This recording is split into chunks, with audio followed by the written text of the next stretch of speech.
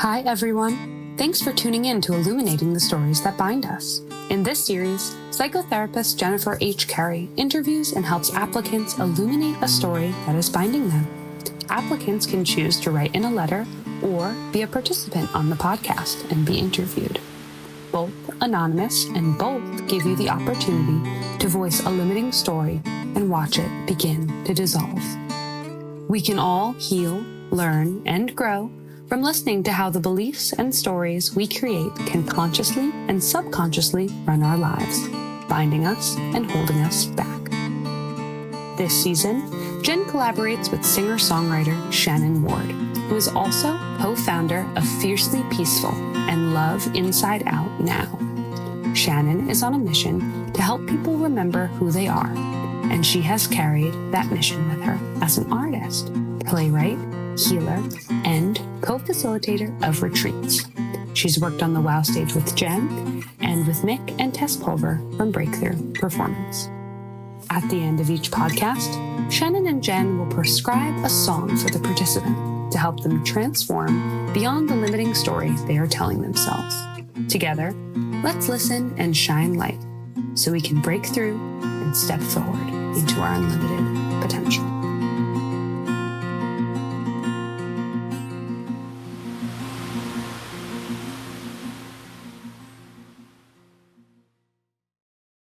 Hello, everyone. Welcome back to Illuminating the Stories That Bind Us.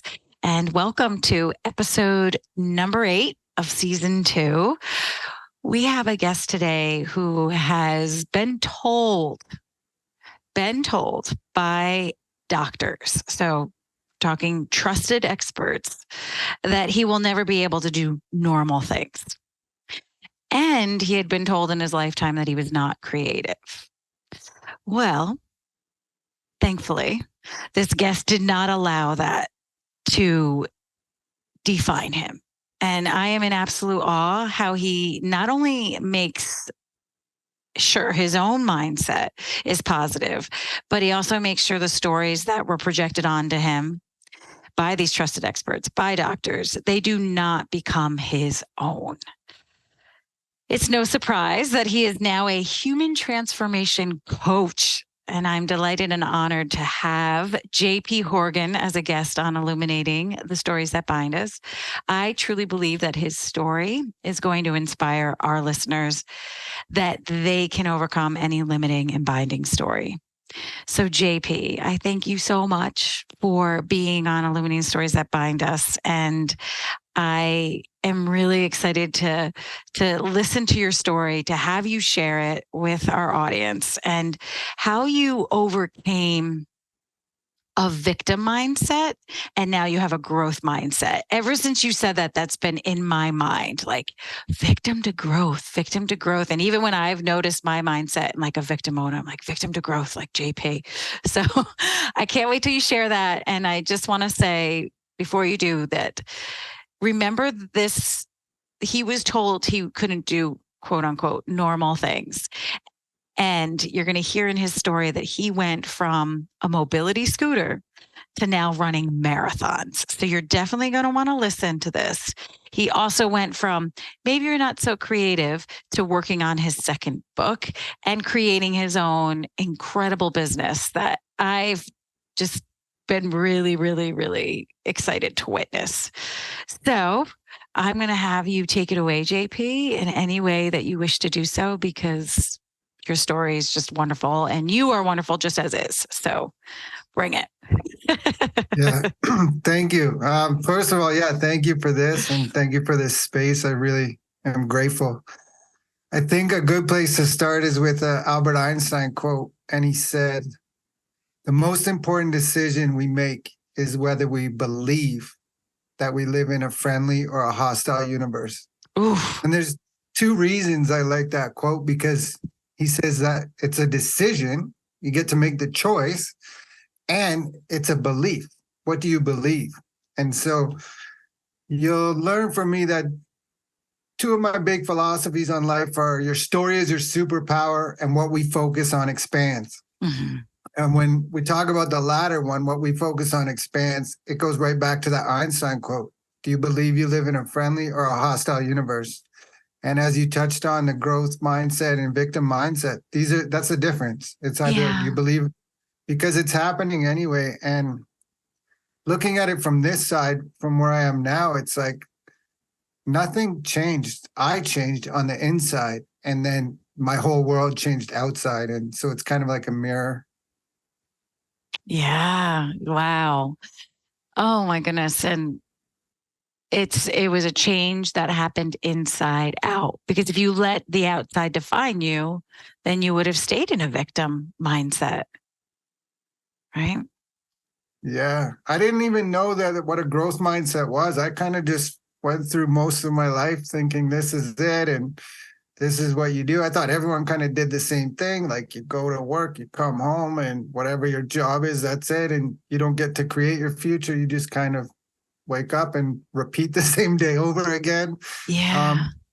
And it wasn't until I was just really, really in the depths of depression, and I kind of was like, I need to change something.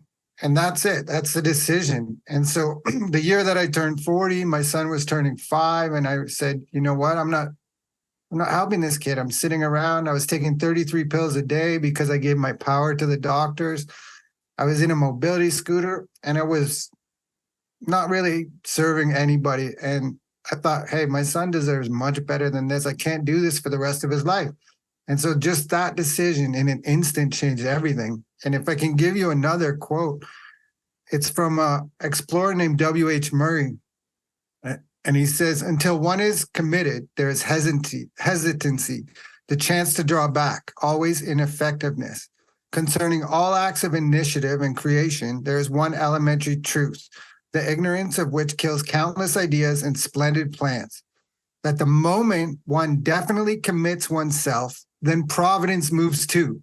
All sorts of things occur to help one that would never otherwise have occurred. A whole stream of events issued from the decision, raising in one's favor all manner of unforeseen incidents, meeting and material assistance, which no man could have dreamed would have come his way.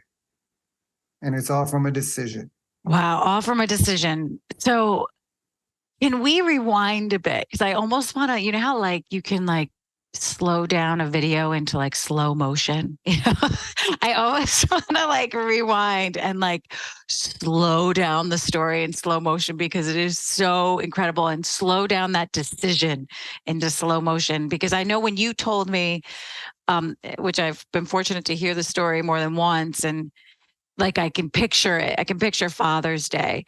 But I'm even wondering, let's rewind. And so here you are. If you could just say one glimpse of when your health was a certain way and you were making the choice to listen and follow what the doctors had said. I just kind of want to slow it down so that then we can like be in that shift.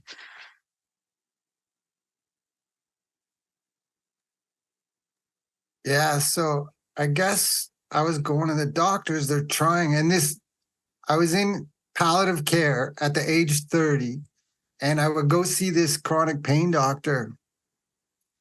And he was always like so nice, and he was as heartbroken as I was that he couldn't help me. And so they were trying all these different medicines and pills, and I guess each certain medication you can only take a certain limit. So he would go to a limit on one and then another, and then you need this pill to cancel out the feeling from this pill, and just a whole mess. And we're starting to see it. I think that it's not the only thing. There's other alternatives, and I didn't know that. And at the time, like I said, I was just kind of sitting around, not being able to do much, not helping anybody around me, not serving anybody, and totally focusing on my own pain and my own suffering.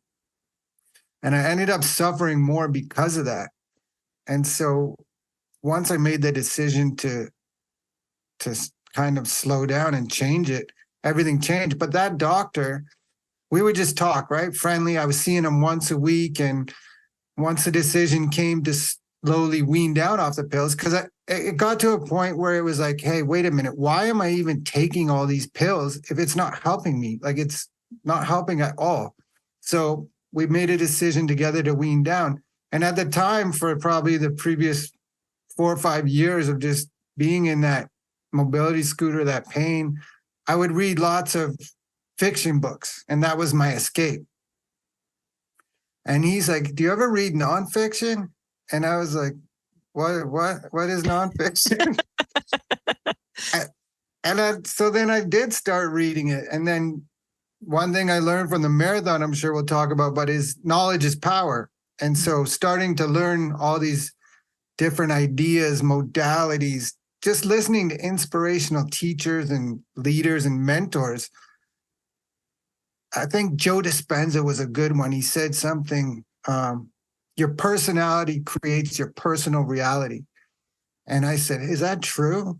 And I was like, yeah, I'm kind of miserable, and that's what's going out, and that's what I'm seeing everywhere else. And so my personality becomes my personal reality everywhere I look. And so, yeah, like I said, once I started focusing on first my son, but then now it's exploded in many different directions. But once you focus on other people, because what we focus on expands, you don't have time to think about your own pain or your own suffering, because you're trying to help other people. Mm-hmm. Mm-hmm. Yeah, you mentioned that. Like, I think you wrote, I have it right here. Focus on other people and your life will shift. Yeah. So Joe Dispenza was one of the people, one of the nonfiction books. So that you were drawn to. And I know that there was like a bit of an aha moment. Please correct me if I'm wrong, JP. There was a bit of an aha moment where I think you said something like, was it a Father's Day gift that the mobility scooter was? Like you had a tumor, right? That was the diagnosis, right? You had a tumor on your spine. That's what was essentially causing the chronic pain. Was that it? Yeah. I think it's still there. Maybe, I don't even know. But so, which is awesome. Like, can we just you don't even know. You don't even know. You've created a whole other reality that's also your physical. Amazing. Yeah, I kind of stopped doing the MRI thing, because it's like, what's the point? You tell me it's there. So once that personality, once I changed that, then everything changed. And so the disease or the dis-ease, I'm sure it still exists in the old personality, but that's gone. And even the story, that used to be my story that I would tell people. I have a tumor, I have back pain, I couldn't breathe, laugh, cough, or sneeze without pain. But even that story, it's gone. Like, I don't really talk about that story anymore, because it's not really serving me any longer. And the new story is so much more powerful. We have to stop for just a second, because I don't even think people will believe that. I don't even think people will believe it. But I am looking at him. I do know him. He's very honest, and he literally runs marathons now. And he dropped that story when something clicked, and that combined with these nonfiction books and the inspiration from Joe Dispenza. And I know you said the book Atomic Habits, and Mind Valley has been a huge, teacher in your story. And then now the story just doesn't even exist anymore. You dropped it. You shed it. You shed that story. And again, it was like a victim part, right? It was a victim. I always like to combine parts work with the stories now. And so it was like a victim part that just felt in pain. And that's not right. We don't judge anyone that has that. But what we do want to do is inspire people that there is a choice. There is a decision, right? And you're living 100%. Proof. You're living 100%. Proof. Yeah.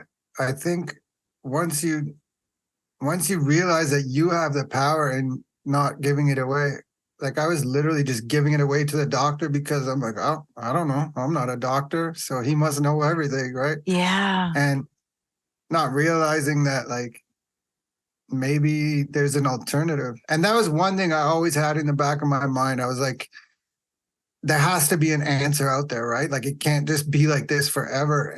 So I never gave up hope or anything like that. And like I went around different places to find help and try different I tried everything. That's another thing. I said I would try anything. So I've probably tried every modality you could think of in maybe Eastern and Western medicine.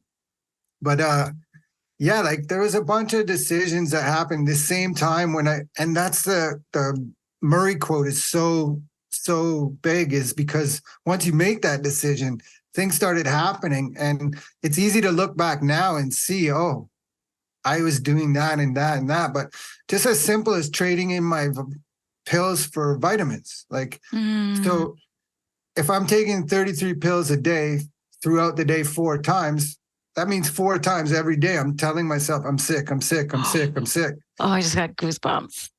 Yeah. And now you take vitamins every day and it's saying, okay, I'm healthy, I'm healthy, I'm healthy, I'm healthy. And so because of neuroplasticity and the ability to rewire your own brain, that's what we've done.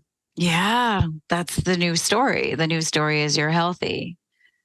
Yeah. Yeah.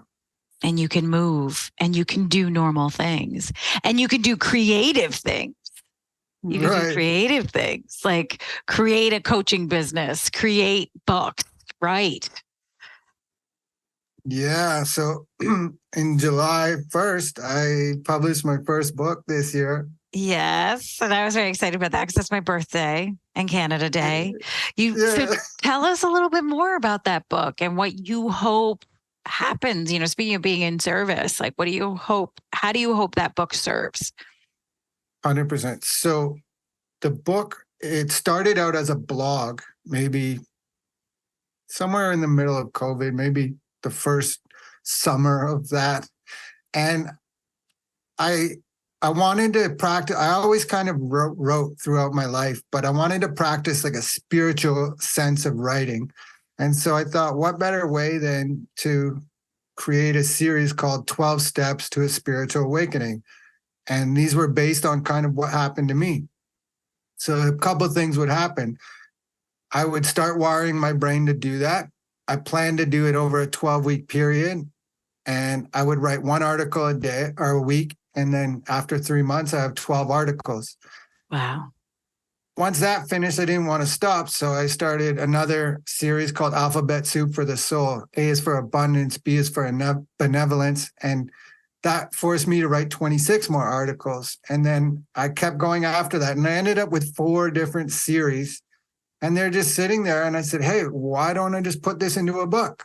And so I put it into a book. And yeah, it's really great. I think the most helpful part will be the spiritual awakening, the 12 steps, because it's not someone else's idea. These are things that actually happen to me. And I know for sure, just from conversations with many, many people, that the same steps are happening to other people.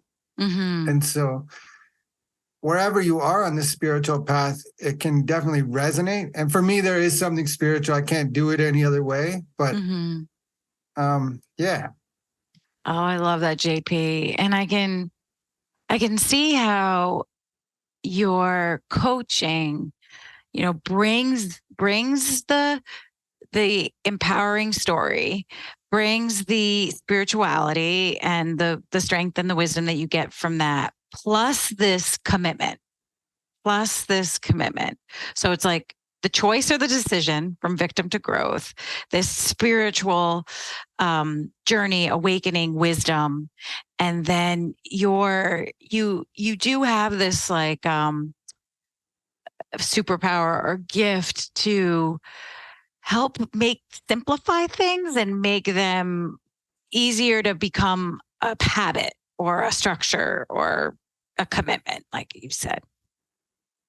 Yeah, for sure. So even in that 12 steps to a spiritual awakening, I got a tool out of it that I share with my coaching clients. You can get them all for free on my website. I'll share with you later, but it's called the N90 protocol. And what it is the N is next. So next 90. So it asks you to write down 4 things that you want in the next 3 months with your life. It could be any area of your life, emotional, physical, psychological, whatever you want. And then you rank them in order. What's the most important, second, third, fourth? Then you throw away the other three, and we just focus on the one thing for 90 days. And so, Oh, yeah. And then what happens is by the end of a year, you get that whole list. So the first thing you do on your list, let's say it's exercise. You do that for 3 months. Then maybe you put in meditation for the second 3 months, but you keep exercise. So now after 6 months, you've been exercising for 6 months, and so on and so forth. And this tool, it's just kind of like my philosophy, one of my philosophies. It's like 90 days is the perfect window to figure out if you want to continue doing something or if it's not helping. 20 days, people say 21 days to make a habit, maybe, but it's also not that long, right? You want to have a 3-month window, allows you. And if it's not for you, whatever you're pursuing, it's not a lot of time that you're wasting too much time. So the N90 protocol is one. My 5 is another one that I use. And that's basically you spend 12 minutes a day with some kind of mentor, artist. It doesn't even have to be a person. It could be baking or learning how to cook. But you spend 12 minutes a day with 5 different things, and that takes up 1 hour. And then same thing, after 3 months, you're going to figure out if you like it or not. I love it. See, that's exactly what I'm talking about. You have this ability to like break it down so that it feels like it's possible and it's manageable. And then you swirl that with like your inspiration of your own personal story. Like you said, your story is your superpower. And it's just magic. It's wonderful. Yeah. A line I always say is go low, go slow. And it's as simple as like, if you want to exercise, right? Or like we're talking about marathons, like that's a difficult task to do. Like it's not for everybody, right? But if you want to run, you can't. Is it Lao Tzu? He says a journey of 1,000 miles begins with a single step. And so it's go low, go slow. And if you want to run, hey, you could probably run for 1 minute. Anybody maybe could do that, right? And then if you added a minute tomorrow and another minute the next day, after a week, you'd be running for a mile. And then these things stack on top of each other. And then the consistency of small steps done daily over time is exponential, not just for running, for anything. For anything. Wow, there's so much. You have so much to offer, JP. So much. And I'm gonna go into that, but before I do, is there anything else that you want to share with the listeners today? Is there anything you want to add? Yeah. So my job as a coach is kind of to hold someone's vision for them. We create your future. What do you want? It doesn't matter what happened to you in the past. Start where you are. Arthur Ashe said it, right? Start where you are. Do what you can. Use what you have. And we can create it. So my job is to hold that vision until the client can step into it. And you might not believe you can do it, just like the marathon. I didn't believe I could do it that first day, but I believe I could work towards it. And so that's what I'm trying to do as a coach. And it reminds me of a quote by Henry David Thoreau. It says, I've learned this by my experiment, that if one advances confidently in the direction of his dreams and endeavors to live the life which he has imagined, he will meet with a success unexpected in common hours. I love it. I love it. I have this. So you help people live the life that they've imagined. You help people live the life that they have a vision for. You hold the vision, and then, like I said earlier, you help them break it down and just take that small step towards their dreams. Yeah, 100%. If you think of writing a book, right? It's an overwhelming task, but you can't do it by just writing the whole book in a minute. You got to write chapter, paragraph, sentence, words. So yeah, that's what we do. And go low, go slow, I think is the best way to do that. Go low, go slow. Anything else before I break down how people can get to your gifts? Yeah. So when we're talking about resilience and grit and endurance, it's a commitment to the future. It's not going to happen one day. Yeah. And there's a guy named Alex Hutchinson has an awesome quote. I know I'm with the quotes, but it says endurance. Yeah. Endurance is the struggle to continue against a mounting desire to stop. And I was like, whoa. So All right. true. Say it again. Endurance is the struggle to continue against a mounting desire to stop. Wow. So like overcoming that resistance, that inertia that may be coming at you, the doubt.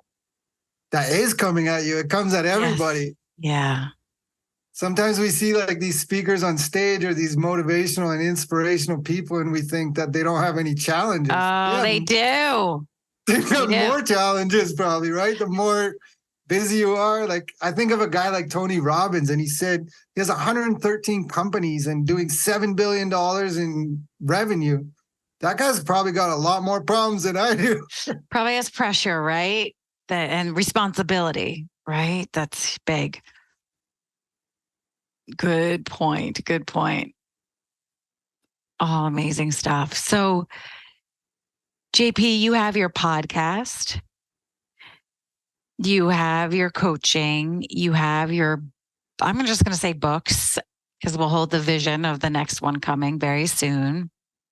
You have your blog, right? Are you still doing your blog? Is that part of kind of the, Yeah. kind of slowed off. I know it's ebbs and flows, right? We're trying to figure it out. Right. So what is the best way for people to access all of that?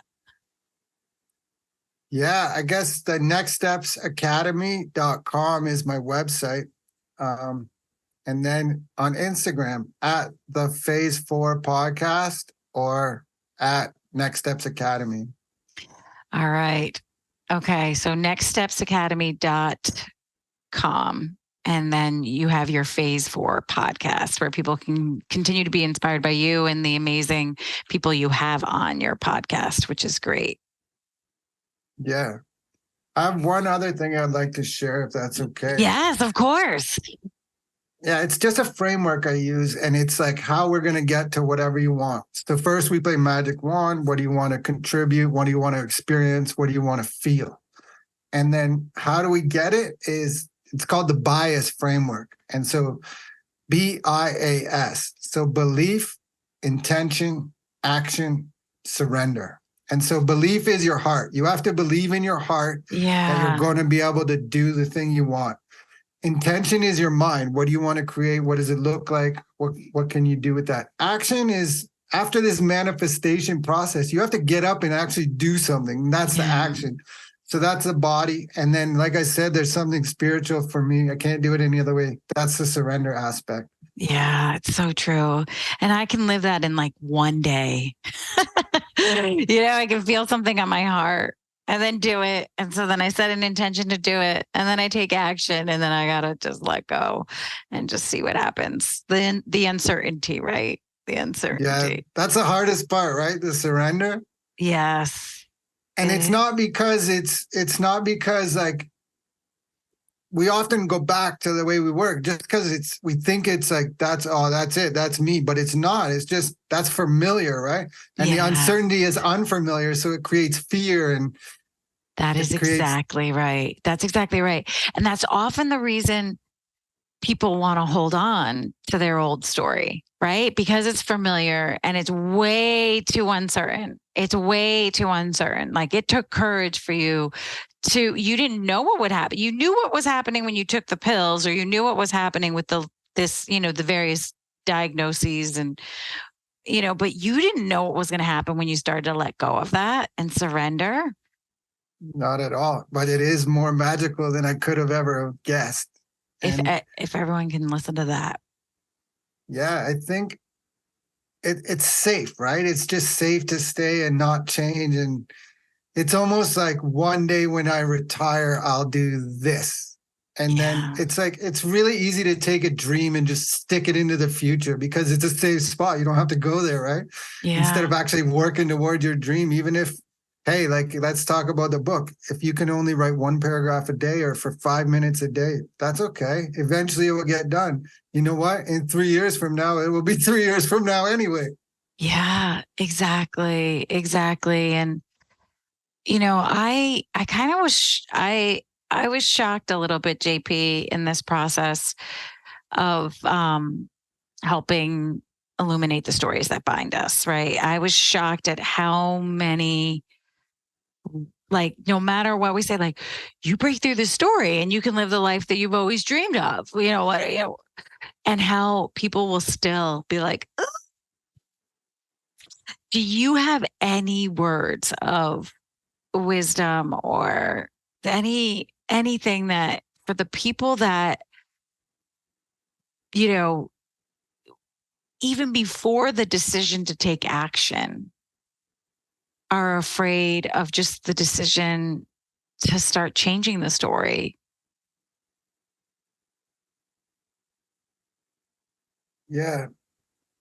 So I can believe in you, but you have to believe in yourself. And this might be difficult, but nobody's coming to save you. But you can save yourself. Mm. And one thing I notice is once you start making those decisions, once you start asking for help, things come. People come and help you, and there's people there that you didn't think were there, and all these sorts of things. When we talk about fear, often it's you see an acronym: forget everything and run. Yes. Yes. And my message would be to flip that acronym to face everything and rise. Oh, There's something that happens once you make that decision, and it aligns with all the quotes I've been saying today. But once you make that decision, Paulo Coelho in the book The Alchemist, he has a beautiful one. He says, when you want a thing bad enough, the universe conspires to make it happen. yes. So true. It's so true, JP. And so you're saying, realize no one's going to be able to save you. You have to save yourself. So believe in yourself. Believe in your worthiness to change and to be saved. Set that intention, ask for help, and watch how everything will conspire to help bring you to the new story. Yeah. Mic drop. Yeah, pretty much. What the biggest thing I could probably say would be to just read, right? So information, if you don't know, you just don't know. Just the idea, like the more I learn, the less I know. And it's so important because, yeah, just knowledge is power. It is. It is. I know. I talk a lot about bibliotherapy too, which is, using books to help heal, learn, and grow. And I'm a firm believer. That's definitely, it has proven to be turning points for me, healers for me. So I share that too. Well, I'm so grateful for this time with you, JP. And I just want to blast this story everywhere. And I can't wait. I really hope that listeners let us know, what touches them, what inspires them. And I highly encourage those that are ready to make this commitment to contact you in some way or another, and use the amazing knowledge and resources that you have. So thank you for being here and sharing your story. Thank you, Jen. I'm so grateful. And what you're doing is amazing. So thank you very much. Thank you so much. Thank you. And thank you all, you listeners, for being a part of this. And please share this. This is, again, I just want everyone to hear JP's story and just be inspired by all of his amazing superpowers. All right. Thank you. Take care, everyone. Bye. You can follow Jen at Jennifer H. Carey on Instagram and on Facebook at Jennifer H. Carey Counseling. If you'd like to be a participant on Illuminating the Stories That Bind Us, please fill out the form on jenniferhcarey.com. Jennifer would like to thank every single person that makes this possible, including all of the listeners. Because of you listening and sharing these stories, we may illuminate them and unbind the participants stuck in them. And to the participants, your courage and bravery makes this possible. Thank you. A million thank yous to Cassie Brooks Bowling and her team in making this mission come alive and keep it breathing.